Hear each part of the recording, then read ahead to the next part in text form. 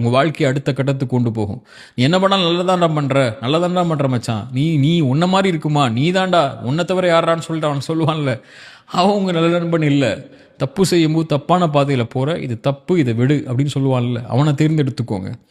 ரெண்டாவது, இன்பமான நேரத்தில் எல்லாமே இருக்கும்போது உங்களோட இருக்கிறவனை விட நீங்கள் நஷ்டத்திலையும் கஷ்டத்திலையும் பிரச்சனைகள்லையும் இருளையும் இருக்கும்போது நான் இருக்கவா, உன் காரியத்தை நான் லேசாக்கிறவான்னு சொல்லி உங்களுக்கு கரம் கொடுக்குறான்ல, அந்த நண்பனை தேர்ந்தெடுத்துக்கோங்க. அது ரொம்ப கஷ்டம்.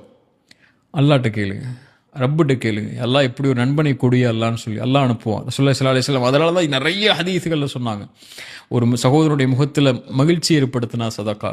அல்லாவுக்கு விருப்பமான செயல் ஒரு தன் சகோதரனுடைய முகத்தில் மகிழ்ச்சி ஏற்படுத்துறதுன்னாங்க இல்லையா, கஷ்டத்தில் இருக்கும்போது மகிழ்ச்சி ஏற்படுத்துறதுன்னாங்க.